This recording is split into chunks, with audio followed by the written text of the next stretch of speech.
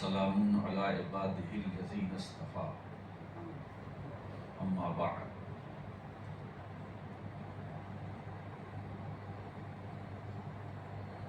اعوذ باللہ من الشیطان الرجیم بسم اللہ الرحمن الرحیم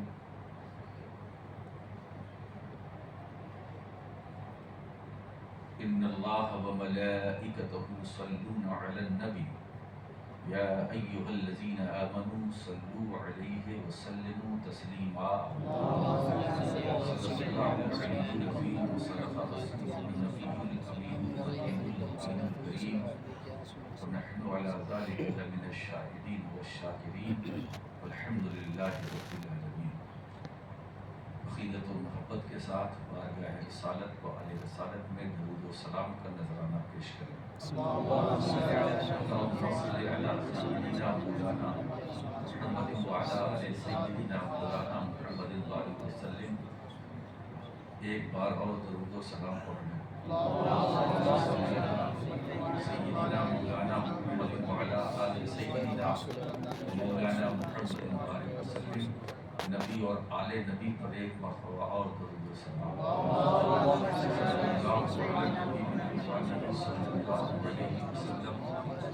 صلاۃ و سلام علیک یا رسول اللہ صلی اللہ تعالی علیہ وسلم۔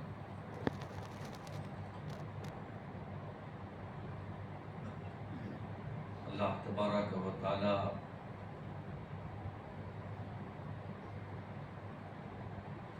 کی حمد و ثنا کرنے کے لیے ہم اس کی توفیق سے اس کی بارگاہ میں حاضر ہیں۔ مولا کریم ہم سب کی حاضری کو اپنی بارگاہ میں قبول فرمائے اور ہماری جو آج کی نماز جمعہ ہے بلکہ یوں کہیے ساری نمازوں کو رب تعالیٰ قبول فرمائے اور ہم سب کو نماز پڑھنے کی توفیق دائمی نصیب فرمائے۔ نماز عبد اور معبود کے درمیان ایک کانٹیکٹ ہے۔ نماز ایسی عبادت ہے جو بندے کو مولا سے ملاتی ہے۔ نماز ایک ایسی عبادت ہے جس میں بندہ اپنے رب سے باتیں کرتا ہے۔ نماز ایک ایسی عبادت ہے جس میں لذت وصال ہے، جس میں قرب ہے۔ نماز وہ ایسی عبادت ہے جو بے حیائیوں سے روکتی ہے، برائیوں سے روکتی ہے۔ ہمیں چاہیے کہ جب تک ہماری سانسیں چلتی رہیں ہم نمازوں کی حفاظت کریں۔ میں یہ بات اس لیے کہہ رہا ہوں کہ جب آپ دنیا میں نمازوں کی حفاظت کریں گے تو مرنے کے بعد جب قبر میں جائیں گے تو یہی نمازیں آپ کی حفاظت کریں گے۔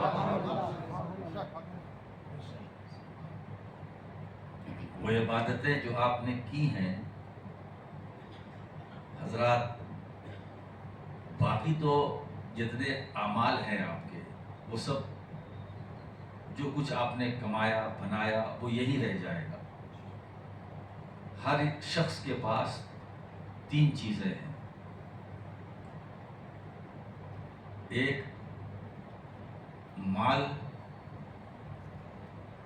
ایک آل اور ایک اعمال۔ مال، آل، اعمال سبھی کے پاس ہے۔ یہ جتنے یہاں بیٹھے ہیں سب کے پاس یہ تینوں باتیں ہیں، مال، آل اور اعمال۔ یہاں کا معاملہ ہے دو تو صرف اسی دنیا تک آپ کے ساتھ ہیں۔ جب تک آپ سانسیں لے رہے ہیں یہ مال آپ کے ساتھ ہے، اور یہ جو آل ہے یہ بھی آپ کے ساتھ ہے۔ دنیا تک.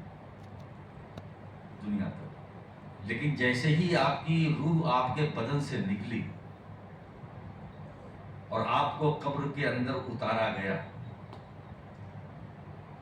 تو ان 3 باتوں میں سے 2 تو یہی رہ جائیں گی، مال بھی اور آل بھی. بڑا سعادت مند بیٹا ہے مگر باپ کا انتقال ہو گیا تو وہ سعادت مند بیٹا قبر میں جانے کو تیار نہیں، رو رہا ہے، پریشان ہے، باپ کے انتقال سے بہت گھبرایا ہوا ہے، پریشانی کا عالم ہے.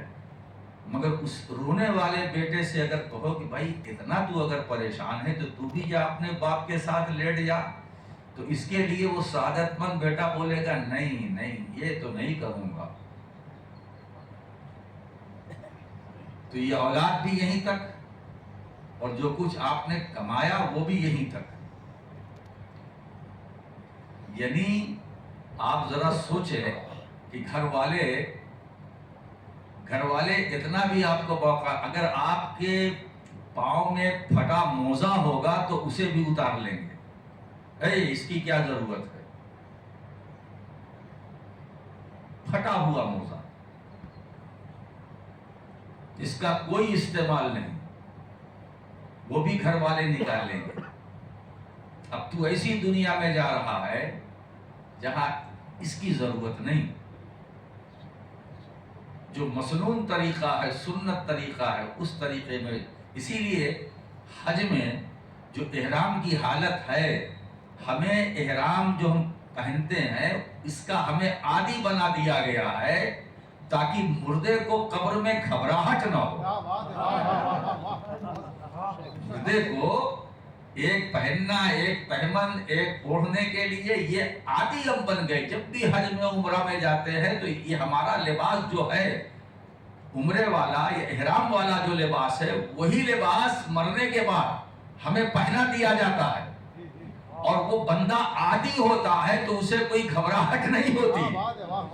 کیوں؟ اس لیے کہ کعبۃ اللہ میں جب حج کے لیے گیا، عمرہ کے لیے گیا تو وہ اسی لباس میں گیا ہے نا.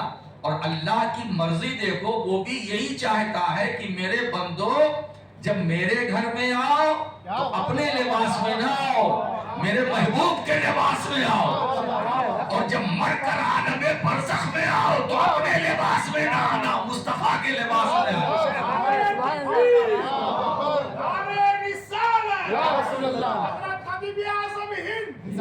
میرے محبوب کا لباس، کیا بات ہے، مصطفیٰ کا لباس رب کو اتنا پسند ہے کہ اپنی بارگاہ میں بلاتا ہے تو کہتا ہے یہ احرام میں یہی کپڑا ہو. اچھا کلر بھی نہ بدلنا، کلر بھی رنگ نہ بدلنا. کیا بات ہے، حالت احرام میں محرم کو رنگ بدلنے کی بھی اجازت نہیں ہے. وہی رنگ اپناؤ جو میرے مصطفیٰ کا ہے، وہی کلر اپناؤ جو میرے مصطفیٰ کا ہے. کیا بات ہے. تو ملبوس، محدث اعظم نے کیا فرمایا، ملبوس یہ ان کی جوگ کا ہے، حاجی کا یہ احرام نہیں جس کو تم حاجی کا احرام کہتے ہو، ہے نا. یہ میرے مصطفیٰ کی سنت ہے اور خدا چاہتا ہے کہ لوگوں میری عبادت کرو، میری عبادت کرو، مگر میرے محبوب کی سنتوں کو لے کر. سنت سے غافل نہ رہنا، سنت سے غافل نہ رہنا. اس لیے کہ جو مصطفیٰ کی سنت کو سامنے رکھ کر میری عبادت کرے گا وہی عبادت میری بارگاہ میں مقبول ہوگی، وہی عبادت میری بارگاہ میں مقبول ہوگی. آپ مجھے بتائیے، لوگ کہتے ہیں، تقسیم کرتے ہیں کہ یہ فجر میں 2 سنت ہے، 2 فرض ہے، ظہر میں 4 سنت ہے، 4 فرض ہے، پھر 2 سنت ہے، مغرب میں 3 فرض ہے، 2 سنت ہے. یہ ہے نا، یہ تقسیم کرتے ہیں نا. آئیے میں ایک صوفیانہ گفتگو کرتا ہوں. جس کو آپ فرض کہتے ہیں، جس کو آپ کہتے ہیں یہ فرض، مثلا فجر میں 2 فرض ہے، ظہر میں 4 فرض ہے، عصر میں 4 فرض ہے، مغرب میں 3 فرض ہے، عشاء میں 4 فرض ہے، ارے فرض کہنے والوں، جس کو تم فرض کہتے ہو وہ سنت بھی تو ہے، جس کو فرض کہتے ہو وہ سنت بھی تو ہے۔ مجھے ایک ایسا فرض دکھلاؤ جو سنت سے خالی ہو، ایسا فرض لے آؤ جس پر سنت کی چادر نہ چڑھی ہو، سنت کا سایہ نہ ہو۔ کیا سمجھے؟ ہم فرض تک پہنچے، فرض تک، جملے پر غور کیجئے گا، ہم فرض تک پہنچے، وسیلہ سنت، ہم فرض تک پہنچے، وسیلہ سنت، تو جس طرح فرض سنت کے بغیر فرض نہ ملا، اسی طرح مصطفیٰ کے بغیر، مصطفیٰ کے بغیر خدا نہ ملے گا۔ میں بتاؤں، سجدوں سے رب نہیں ملے گا، قیام سے رب نہیں ملے گا، قعدہ سے رب نہیں ملے گا، صرف عبادت کرنے سے رب نہیں ملے گا۔ رب ملے گا تو محمد عربی کے وسیلے سے ملے گا، رسول پاک کے وسیلے سے ملے گا۔ میرے دوستو، اسی لیے اے خدا تک جانے والوں، اب چونکہ یہ جمعے کا دن ہے، میں تو میدان کا خطیب ہوں، ہے نا، لیکن آج رب چاہتا جو ہے وہی کروں گا۔ اے خدا تک پہنچنے والوں، یہ جتنے ذریعوں کو آپ استعمال کرتے سب کو اتار کے پھینک دو، کوئی ذریعہ نہیں جو خدا تک پہنچا ہے، صرف ایک ذریعہ، صرف ایک ذریعہ۔ وہ ذریعہ ایسا ہے، وہی ذریعہ ہے جس سے ہمیں اسلام ملا، وہ ذریعہ وہی ہے جس سے ہمیں دین ملا، وہ ذریعہ وہی ہے جس سے ہمیں آیتیں ملی، وہ ذریعہ وہی ہے جس سے ہمیں قرآن ملا، وہ ذریعہ وہی ہے جس سے ہمیں ایمان ملا، وہ ذریعہ وہی ہے جس سے ہمیں نماز ملی، وہ ذریعہ وہی ہے جس سے ہمیں حج ملا، وہ ذریعہ وہی ہے جس سے ہمیں روزہ ملا، وہ ذریعہ وہی ہے جس سے ہمیں زکوٰۃ کی فرضیت ملی، وہ ذریعہ وہی ہے جس سے ہمیں قیام کا سلیقہ ملا، وہ ذریعہ وہی ہے جس سے ہمیں رکوع کا طریقہ ملا، وہ ذریعہ وہی ہے جس سے ہمیں شعور سجدہ ملا، وہ ذریعہ وہی ہے جس سے ہمیں بندگی ملی، اور وہ ذریعہ وہی ہے جس سے ہمیں زندگی ملی، جس سے ہمیں صرف بندگی نہیں زندگی بھی ملی۔ اب آپ اندازہ لگائیے، بات زندگی کی آ گئی تو قرآن کا عقیدہ کیا دے رہا، قرآن کیا عقیدہ دے رہا؟ اے ایمان والو، میرا حبیب اگر تمہیں پکارے، یا ایھا الذین آمنوا استجیبوا للہ وللرسول اذا دعاکم۔ اے ایمان والو، میرا محبوب جب تمہیں آواز دے تو ایک لمحہ بھی انتظار مت کرو۔ میں نے کہا مولا اگر حالت اچھی نہیں، کہا کوئی بات نہیں۔ میں نے کہا مولا ایک لمحہ بھی نہیں، غسل فرض ہے، ناپاکی کی حالت ہے، جواب ملا نہیں، اس میں بھی جاؤ، اس میں بھی جاؤ۔ اگر میرا محبوب آواز دے تو پاکی ناپاکی نہ دیکھو، اگر پاک ہو تب بھی جاؤ، ناپاک ہو تب بھی جاؤ، اگر پاک ہو کوئی بات نہیں، ناپاک ہو محبوب بلائے جاؤ، اس لیے کون بلا رہا ہے؟ وہ محبوب بلا رہا ہے جو ناپاک کو پاک کر دیتا ہے۔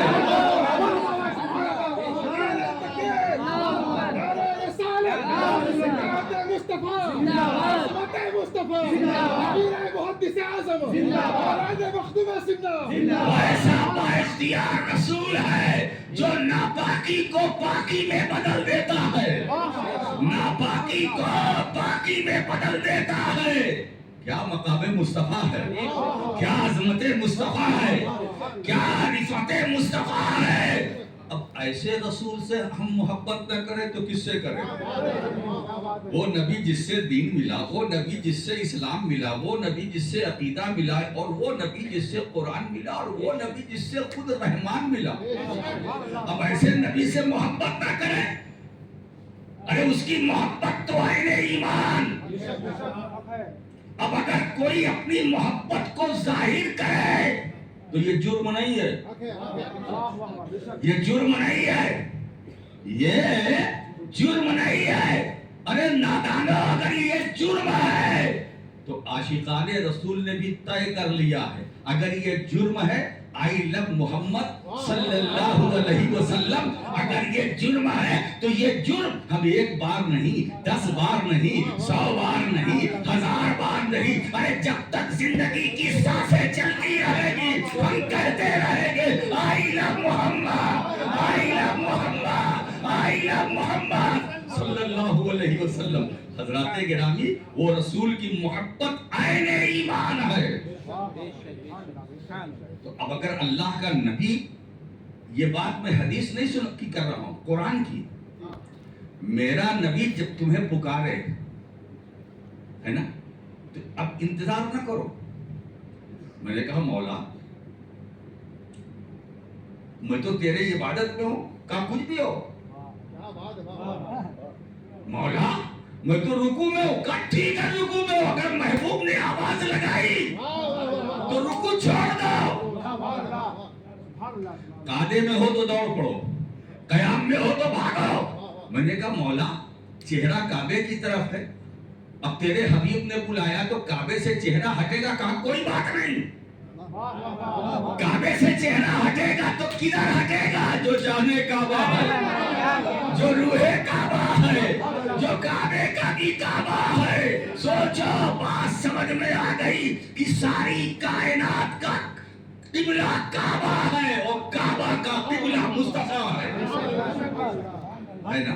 اب ایک صحابی کا واقعہ، وہ نماز میں تھے، اشارہ کرتا چلو، حضور نے پکارا، نام لے کر آواز دی، اب انہوں نے کہا کہ میں پوری کر لوں پھر جاؤں، پوری کر کے گئے تو حضور نے فرمایا کہ اتنی دیر کیوں کر دی؟ کہا یا رسول اللہ صلی اللہ علیہ وسلم میں فرض نماز ادا کر رہا تھا، کیا تم نے یہ آیت نہیں پڑھی؟ یہ آیت نہیں سنی؟ یہ آیت نہیں سنی؟ کہا حضور میں فرض میں تھا، کہا یہ آیت نہیں سنی؟ فرض نماز میں بھی ہو چھوڑ دو، محبوب کی اطاعت پہلے ہے۔ مطلب اب دیکھیے ہم، اب انہوں نے ذرا سی تاخیر کی، دیری لگ ہو گئی، اس انتظار پہ کہ نماز سے فارغ ہو پھر حضور کے پاس جائے، مشیت الہی کو گوارا نہ ہوا۔ اب وہ نزول وحی کا دور تھا، فوراً جبریل امین آئے، وحی لے کر آیا ایھا الذین آمنوا استجیبوا للہ وللرسول اذا دعاکم۔ ایمان والو اب دیکھیے اس کا جواب دو، میرا محبوب پکارے تو ان کی پکار کا جواب دو، حاضر ہو جاؤ۔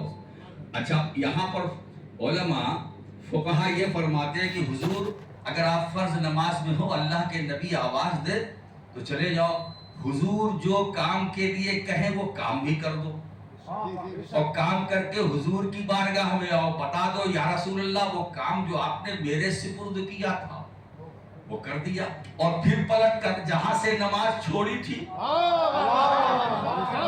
جہاں سے نماز چھوڑی تھی، ہاں اتنا ضرور کرنا بیچ میں کسی سے بات نہ کرنا، بیچ میں کسی سے کلام نہ کرنا، نبی جو کہے کرنا، جہاں بھیجے جانا واپس آنا، اور جب کام ہو جائے تو پھر اسی نماز میں جہاں سے چھوڑا تھا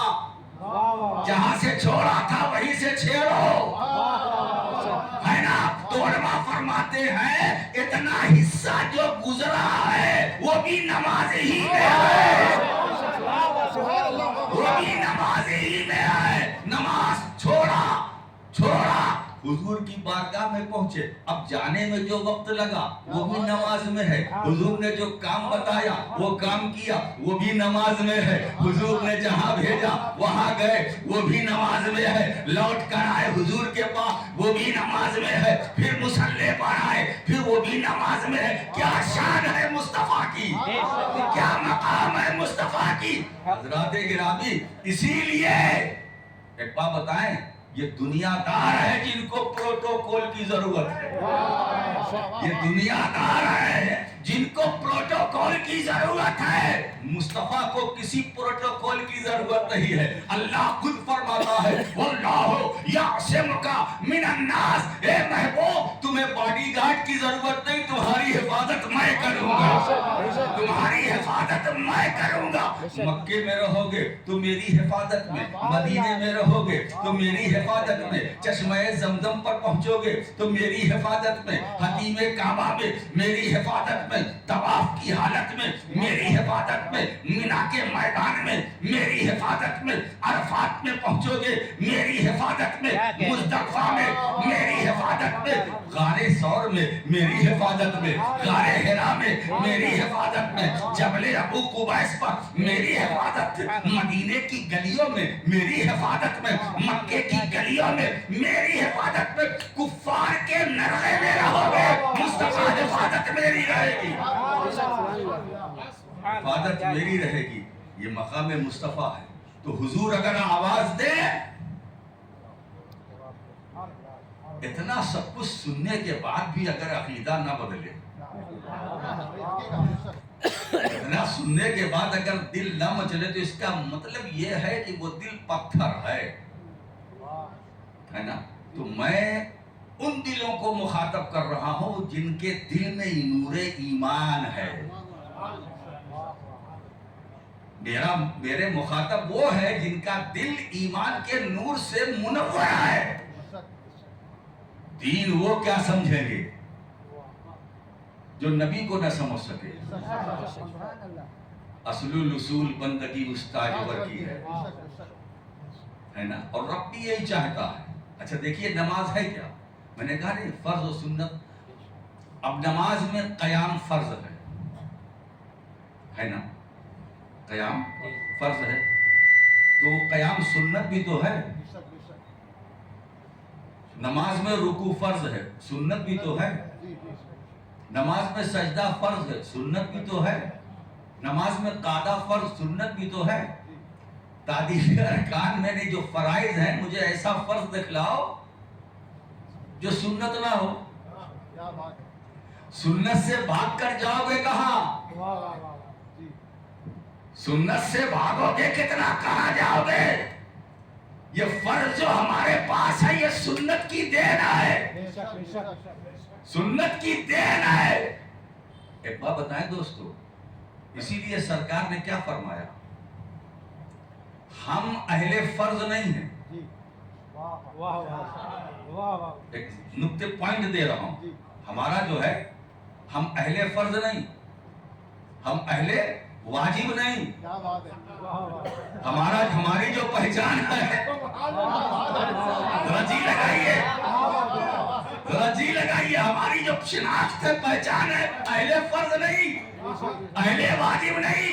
کوئی نہیں کہتا ہم اہل فرض ہیں، کوئی نہیں بولتا ہم اہل واجب ہیں۔ بولنے والے کیا بولتے ہیں؟ ہم اہل سنت ہیں، ہم اہل سنت ہیں۔ اور جو اہل سنت ہے وہی سب کے اہل ہیں، جو اہل سنت ہے وہی سب کے اہل ہیں۔ ہم اہل سنت ہیں۔ ہماری پہچان اہل فرض سے نہیں، اہل واجب سے نہیں، ہماری پہچان 1500 سال سے اہل سنت۔ اب آئیے حدیث سن لیجئے، میرے آقا کریم صلی اللہ علیہ وسلم کیا فرماتے ہیں؟ علیکم بسنتی، تم پر میری سنت لازم۔ ذرا غور کیجئے، تم پر میری، ہماری پہچان اہل سنت، اور ہم نکلے کہاں سے آج وہ میں بتاؤں گا۔ ہمیں کسی دارالعلوم نے نہیں نکالا، ہمیں یہ ملینر، ملٹی ملینر، بلینر، ملٹی بلینر، یہ انہوں نے نہیں نکالا۔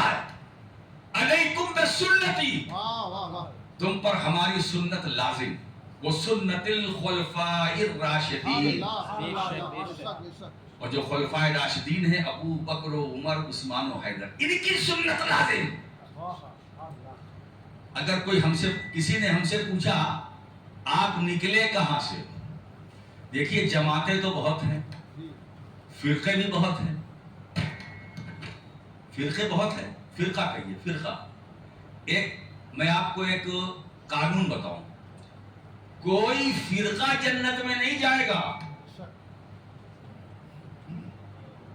فرقہ جنت میں نہیں جائے گا. جنت میں جانے والی جماعت ہے. یہ فرقے یہی رہ جائیں گے. جنت میں جانے والی وہ جماعت, اور اس جماعت کا نام کیا ہے؟ تو ٹائٹل تو نبی نے دے دیا, علیکم بسنتی, تم پر میری سنت لازم. جب حضور نے کہا لازم تو صحابہ نے اپنے اوپر لازم کر لیا. صحابہ نے اپنے اوپر لازم کر لیا. تو ہم خودرو نہیں ہیں, ہم کو تو حضور نے نکالا ہے. حضور کے نکالنے سے ہم نکلے. اب جب حضور نے نکالا ہم نکلے تو ہم نکلے رہیں گے, کہیں بھی رہے تو ہم. اچھا یہ بتاؤ, ہم پر تم پر ہماری سنت لازم. میں کبھی کبھی سوچتا ہوں, کچھ لوگ کہتے ہیں یہ اہل حدیث ہے. میں کبھی کبھی سوچ کے حیران ہوتا ہوں, یہ کہاں سے نکلے؟ اگر ان کی اتنی ضرورت ہوتی تو حضور نے تو نہیں فرمایا علیکم بحدیثی, تم پر میری حدیث لازم ہے. نہیں, اس لیے کہ نبی کو معلوم تھا حدیثوں کو آگے پیچھے کریں گے, علم غیب مصطفیٰ نہیں تو اور کیا ہے.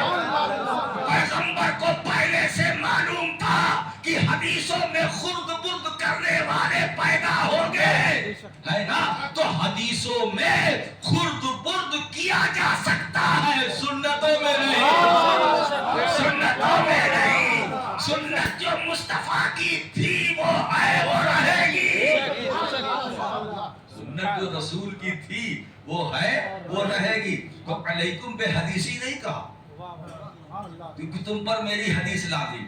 جب علیکم بحدیثی تم پر میری حدیث لازم نہیں تو اس کے اہل کہاں سے نکل آئے؟ اس کے اہل کہاں سے نکلے, ہے نا. تو یہ تو جہالت ہے, یہ تو خود رو ہے. ایسے درخت سے کیا فائدہ جس کو نہ کوئی لگاتا ہے نہ سینچتا ہے, خود بخود ہوتا ہے, خود بخود ختم ہو جاتا ہے. یہی حال اہل حدیث کا ہے, خود رو درخت کی طرح ہے, نکلے ختم بھی ہو جائیں گے. مگر اہل سنت پر جماعت وہ ہے جسے نبی نے نکالا, جسے نبی نے نکالا. اور اس جماعت کو سیراب کیا صحابہ نے, صحابہ نے, اہل بیت نے, ائمہ دین نے, اولیاء کاملین نے. مجھے بتاؤ, یہی ایک ایسی جماعت ہے جس جماعت کا نام اہل سنت ہے. اہل بیت اسی میں, صحابہ اسی میں. آپ یہی تو جاننا چاہتے ہیں کہ حق پر کون ہے, یہی تو تلاش ہے کہ حق پر کون ہے. تو حق پر وہ ہے جس میں اہل بیت ہے, جس میں صحابہ ہیں, جس میں وہ صدیق اکبر ہیں, ہے نا, جس میں فاروق اعظم ہے, جس میں عثمان غنی ہے, جس میں علی مرتضیٰ ہے, جس میں حسنین کریمین ہے, جس میں طلحہ زبیر ہے, جس میں بلال حبشی ہے, جس میں صہیب رومی ہے, جس میں سلمان فارسی ہے, جس میں بوذر و عمار ہے. وہی تو حق پر ہے نا. اس میں خواجہ حسن بصری ہے, اس میں سری سختی ہے, معروف کرخی ہے, جنید بغدادی ہے. دوستو آگے بڑھو, یہی تو جماعت ہے جس میں امام اعظم ابو حنیفہ ہے, احمد بن حنبل ہے, امام شافعی ہے, ابو یوسف ہے, امام مالک ہے. یہی تو وہ جماعت ہے جس میں امام غزالی ہے, محی الدین ابن عربی ہے. یہی تو وہ جماعت ہے جس میں ابو بکر شبلی ہے. یہی تو وہ جماعت ہے جس میں ابو سعید مبارک مخزومی ہے. یہی تو جماعت ہے جس میں شیخ عبد القادر جیلانی ہے. یہی تو جماعت ہے جس میں غریب نواز ہے. یہی تو وہ جماعت ہے جس میں قطب الدین بختیار کاکی ہے. یہی تو وہ جماعت ہے جس میں نظام الدین اولیاء ہے. یہی تو جماعت ہے جس میں علاء الحق پنڈوی ہے. یہی تو وہ جماعت ہے جس میں مخدوم اشرف جہانگیر سمنانی ہے. یہی تو جماعت ہے جس میں آل رسول احمدی مارہروی ہے. یہی تو جماعت ہے جس میں امام احمد رضا ہے. یہی تو جماعت ہے جس میں محدث اعظم ہے. یہی تو وہ جماعت ہے جس میں سرکار کلا ہے. یہی تو وہ جماعت ہے جس میں شیخ الاسلام ہے.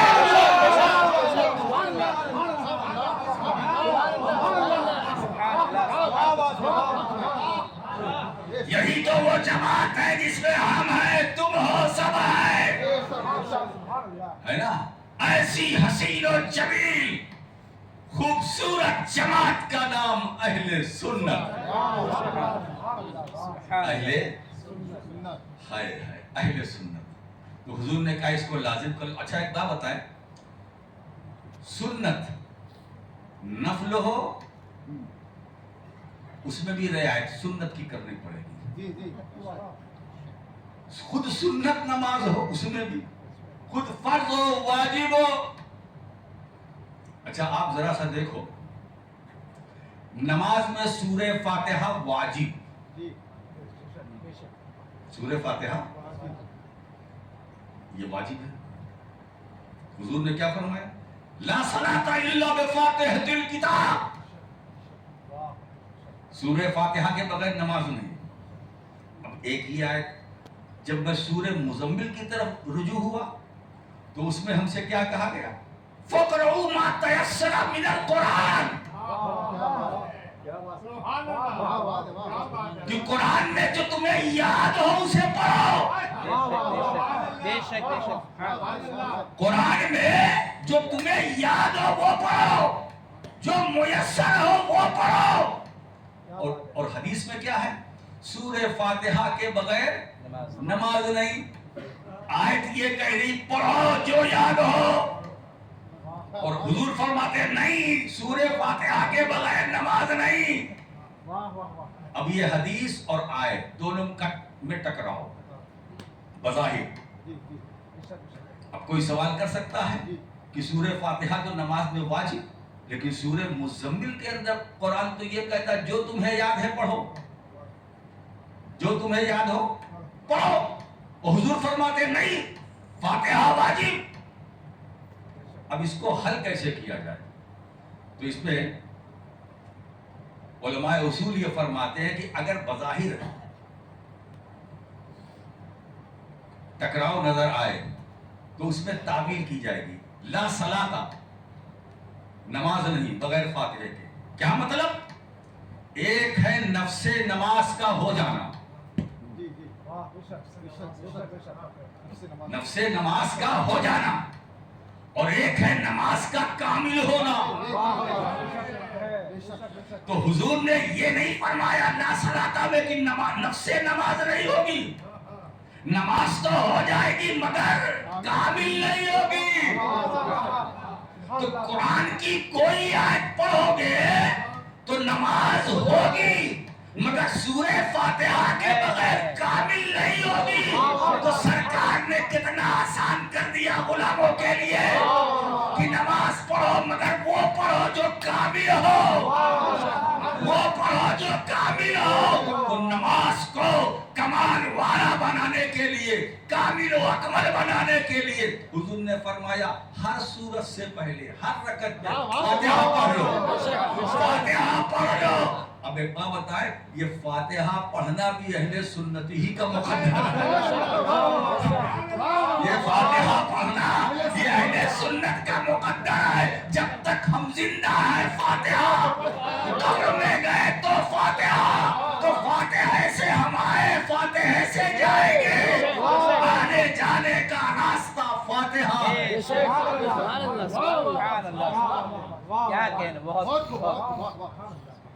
ہے نا؟ اب آپ ذرا دیکھیں، نماز کی بات ہو رہی تھی، نماز کی بات ابھی وقت ہے ہو رہی تھی، لیکن جتنی نمازیں ہیں ہر نماز مقید بالوقت ہے، اس کے لیے وقت ضروری ہے۔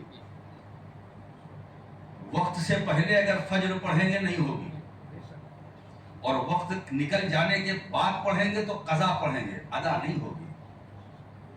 تو نماز مقید بالوقت ہے، ٹائم چاہیے۔ فجر کے لیے وقت چاہیے، وقت فجر ہو، ظہر کے لیے وقت ظہر ہو، عصر کے لیے وقت عصر ہو، مغرب کے لیے وقت مغرب، عشاء وقت ہے نا؟ اچھا ایک بات، مقید بالوقت بھی اور مقید بالحیت بھی، مطلب وقت ہے مگر جب نمازی نماز کے لیے کھڑا ہو تو وہ حالت بتا دے کہ وہ نماز پڑھ رہا ہے، وہ حالت بتا دے کہ وہ قیام میں ہے، رکوع میں ہے، سجدے میں ہے نا؟ ایک جگہ بیٹھنے کا نام نماز نہیں ہے، وہ حالت بھی ہونی چاہیے جس کو آپ تعدیل ارکان کہتے ہیں۔ تو اس میں دو شرط ہے، مقید بالوقت اور مقید بالحیات۔ جو فرض عین ہے نماز، یعنی جو افضل العبادات ہے، فرض عین تو عبادتیں ساری ہیں۔ اب حج کا معاملہ،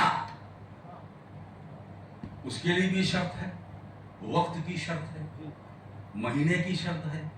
اگر آپ کل حج کرنا چاہیں ہوگا، اس کے لیے تو موسم حج کا انتظار کرنا پڑے گا۔ ہاں عمرہ کر سکتے ہو مگر حج نہیں۔ اچھا حج کے لیے شرط یہ بھی ہے جگہ ہو۔ اگر کوئی کعبۃ اللہ کا نقشہ کہیں بنا لے تو کہے چلے جاؤ چکر مارو طواف ہوگا، ملے گا کچھ نہیں، لوٹو دے گنہگار ہو بن کر۔ تو جگہ بھی چاہیے، وقت بھی چاہیے، وہ حالت بھی چاہیے۔ ایسے ہی دیکھیے زکوٰۃ کا مسئلہ، وہ بھی فرض ہے، فرض ہے، مگر اس کے لیے بھی سال کا گزرنا شرط ہے، جس کو ہماری زبان میں کہتے ہیں حولان حول۔